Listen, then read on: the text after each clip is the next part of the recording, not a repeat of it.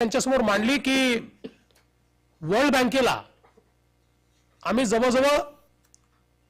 4000 गावांचा एक प्लॅन सादर केलेला आहे की ज्याच्यामध्ये मराठवाडा आणि विदर्भ, पश्चिम विदर्भातली आणि मराठवाड्यातली गावं आहेत, ज्या गावांमध्ये एक अतिशय एकात्मिक इंटिग्रेटेड अशा प्रकारचा प्रकल्प आहे,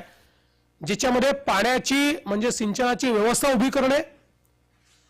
जे पाणी उपलब्ध आहे त्याचं एफिशिएंट वापर करणे आणि पीक पद्धतीचं नियोजन करणे आणि त्याला मार्केटशी लिंक करणे, असा एक अतिशय एकात्मिक अशा प्रकारचा हा प्लॅन आम्ही तयार केला आहे की जो देशातला एक पथदर्शी प्लॅन होऊ शकतो. आणि वर्ल्ड बँकेशी आम्ही चर्चा केली त्यावेळेस वर्ल्ड बँकेने आम्हाला असं सांगितलं होतं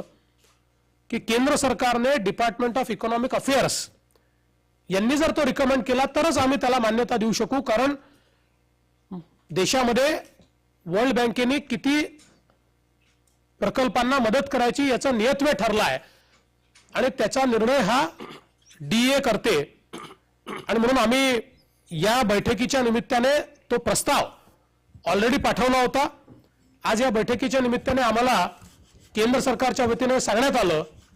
की कृषी विभागाने त्या प्रस्तावाला मान्यता दिली आहे आणि आता तो डिपार्टमेंट ऑफ इकॉनॉमिक अफेअर्स कडे गेला आहे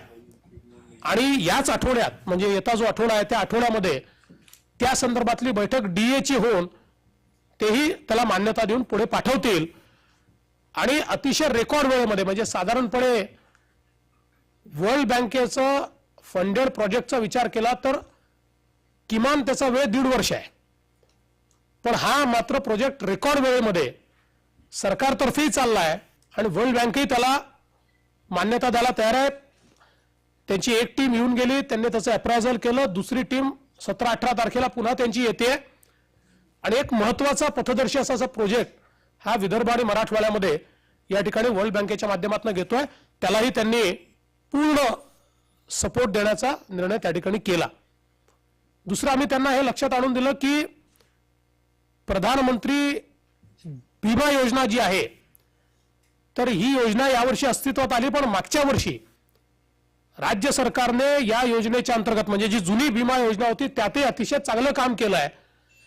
आणि केवळ 17 लाख शेतकरी, खातेदार शेतकरी किंवा खाते हे विम्याचं कवच घेत होते. मागच्या एका वर्षामध्ये आपण 17 लाखावरनं ते 1,13 लाखावर नेलाय आणि केवळ 13-14 लाख हेक्टर जमीन ही विम्याखाली येत होती,